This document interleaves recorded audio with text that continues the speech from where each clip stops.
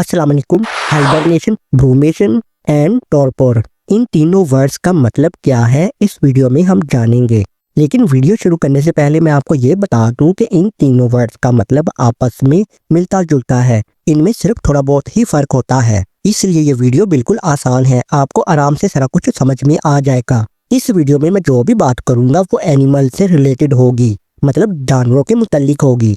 तो सबसे पहले हाइबरनेशन, हो सकता है ये वर्ड आपने पहले कभी कहीं सुना हो, नाम तो सुना होगा। इसमें होता क्या है, जब भी कुछ ऐसे महीने या ऐसे दिन आते हैं, मतलब विंटर के, यानी कि सर्दियाँ बहुत ज्यादा होती हैं, तो कुछ एनिमल्स ऐसे होते हैं जो कि हाइबरनेशन में चले जाते हैं। अब इसका मतलब क्या हुआ, तो देखो इसका मतलब ये है कि हाइबरनेशन में जाने से पहले ये एनिमल्स काफी सारा खाना पीना खा लेते हैं और अपने अंदर काफी सारा फैट स्टोर कर लेते हैं, जो कि जब ये हाइबरनेशन में चले जाते हैं ना, तो वही फैट इनको जिंदा रखने में मदद देता है, इनकी बॉडी को। तो लिहाजा ये खाने पीने के बाद हाइबरनेशन में चले जाते हैं। अब हाइबरनेशन का अगर हम आसान तरीके से बात करें तो इसका मतलब ये होता है कि ये डीप स्लीप में चले जाते हैं, यानी कि एक किस्म की ये गहरी नींद सो जाते हैं ताकि सर्दियां गुजरने का इंतजार हो सके, और जब सर्दियां चली जाए तो ये उठ जाते हैं।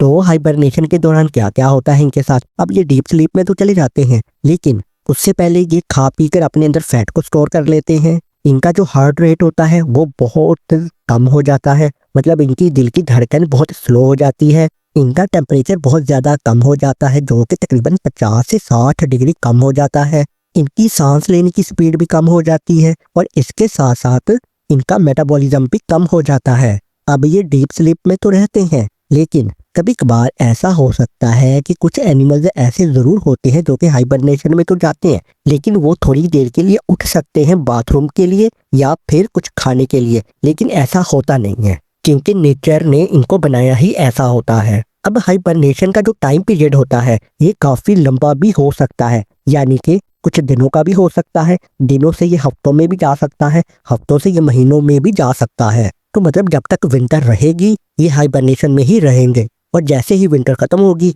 ये उठ जाते हैं। अब मैं आपको कुछ एग्जांपल देता हूँ कि कौन कौन से एनिमल्स हो सकते हैं। अब इसमें मैमल्स भी होते हैं, कुछ गुलहरियाँ हो सकती हैं, कुछ सांप वगैरह हो सकते हैं, कुछ बैट्स वगैरह होती हैं, और यहाँ तक कि कुछ मक्खियों की इकसाम भी होती हैं जो कि हाइबरनेशन में चली जाती हैं। तो इसको कहते हैं हाइबरनेशन।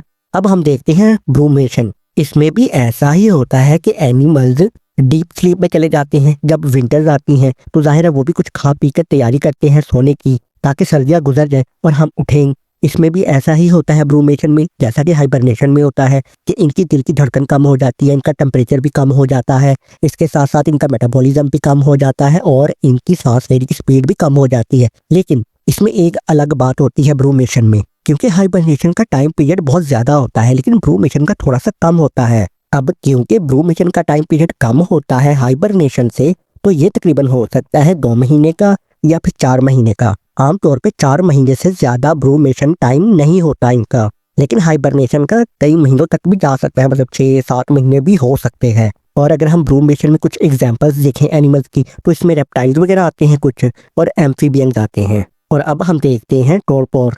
टॉर्पोर में भी ऐसा ही होता है कि एनिमल्स रेस्ट करते हैं सर्दियों के टाइम में, और इससे भी वही होता है जो कि मैं आपको पहले बता चुका हूँ, दिल की धड़कन कम, सांस आहिस्ता हो जाता है, मेटाबॉलिज्म कम हो जाता है। तो इस तरीके से ये रेस्ट करते हैं और अपनी बॉडी की एनर्जी को बचाते हैं और सर्दी जाने का इंतजार करते हैं, लेकिन इसका टाइम पीरियड बहुत ही शॉर्ट होता है, ब्रूमेशन से भी कम होता है। टॉर्पोर का टाइम पीरियड आमतौर पे कुछ घंटों का हो सकता है या फिर कुछ दिनों का, बस इससे ज्यादा नहीं होता। और जो इसमें एनिमल्स हैं वो हो सकते हैं बियर्स, यानी कि रीछ वगैरह हो सकते हैं, रैकून्स हो सकते हैं, या फिर स्कंक्स। ये एनिमल्स की कुछ इकसाम है जो कि टॉर्पोर में चले जाते हैं। और अब एस्टिवेशन। अब जाहिर है एस्टिवेशन वर्ड मैंने वीडियो के शुरू में बोला ही नहीं है और ना ही मैंने कुछ इसके मुतालिक कहा है। ये बिल्कुल छोटा सा और आसान सा इसका मतलब है जो कि मैं आपको बताने वाला हूँ। बस आसान तरीके से आप यही समझ लो, एस्टिवेशन का मतलब कि हाइबरनेशन, ब्रूमेशन और टॉर्पोर, इसका उलट जो है ना वो एस्टिवेशन है। हाइबरनेशन, ब्रूमेशन और टॉर्पोर में क्या होता है कि जब भी सर्दियां होती हैं ना तो एनिमल्स सो जाते हैं ताकि सर्दियां गुजरें, और सर्दियां गुजरने के बाद उठते हैं। अब चाहे वो हाइबरनेशन है, ब्रूमेशन है या टॉर्पोर है, लेकिन एस्टिवेशन में इसका उलट होता है। दुनिया में जाहिर है कुछ ऐसे इलाके हैं जिनको हम डेजर्ट्स कहते हैं, मतलब सहरा, जो कि काफ़ी खुश्क होते हैं, और ऐसे इलाकों में काफ़ी ज़्यादा गर्मियाँ भी होती हैं। तो अब आप मतलब समझ चुके होंगे कि जाहिर है सहराओं में जब इतनी ज़्यादा गर्मी होती है, बारिशें कम होती है, मौसम बहुत ज़्यादा खुश्क हो जाता है और गर्म होता है, तो ऐसे एनिमल्स क्या करते हैं कि वो अपने आप को गर्मी से बचाने के लिए बारोज,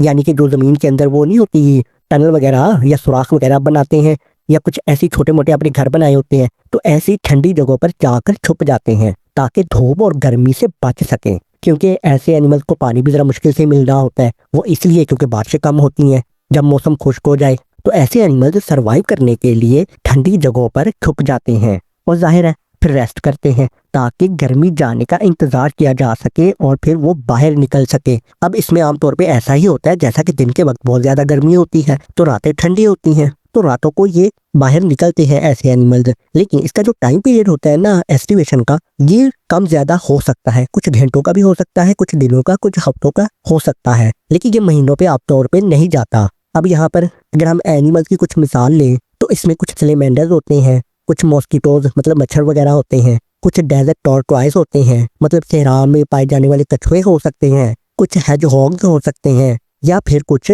ड्वार्फ लेमोर हो सकते हैं। अब ये सारी एनिमल्स हैं जो कि एस्टिवेशन में चले जाते हैं। अब इसके अलावा एक और हम अपनी एग्जांपल लेते हैं, हम अपनी इंसान। तो भाई देखो कुछ कंट्रीज ऐसे होते हैं ना जहाँ पे दोपहर को बहुत ज़्यादा गर्मी होती है, तो हम क्या करते हैं ना अपने घरों में छुपकर बैठ जाते हैं, दोपहर को बाहर ही नहीं जाते, तो घरों में पंखे लगाकर बैठे रहते हैं या फिर कुछ लोग एसी लगाकर बैठे रहते हैं ताकि हम गर्मी से बच सकें। इस तरीके से एस्टिवेशन में भी एनिमल्स कुछ ऐसा ही करते हैं। और अब बिल्कुल आखिर में पोलर बियर। अब जैसा कि हमने हाइबरनेशन, ब्रूमेशन और टॉरपोर को जाना इस वीडियो में, लेकिन मजे की बात है क्योंकि पोलर बियर नॉर्थ पोल की तरफ बहुत ज्यादा पाया जाता है और नॉर्थ पोल में टेम्परेचर काफी कम होता है, मतलब वहाँ पे ठंड बहुत ज्यादा होती है। लेकिन ऐसा टाइम नॉर्थ पोल की तरफ जरूर आता है कि बहुत ज्यादा टेम्परेचर गिर जाता है और बर्फबारी होती है, बर्फ के तूफान आते हैं। तो पोलर बियर क्या करता है कि इतनी ज्यादा सर्दी में ये बाहर घूमता फिरता है, सैर सपाटे करता है, इसको कोई फर्क नहीं पड़ता। तो खास बात ये है कि ये हाइबरनेशन में नहीं जाता पोलर बियर, ये ठंडी ठार सर्दी में घूमता फिरता है नॉर्थ पोल पे। तो चलिए इस वीडियो में सिर्फ इतना ही। अगर आपको ये वीडियो इन्फॉर्मेटिव लगा है तो इसको लाइक कर सकते हो, चैनल को सब्सक्राइब भी कर सकते हो। तो मिलते हैं नेक्स्ट वीडियो में, तब तक के लिए अल्लाह हाफिज।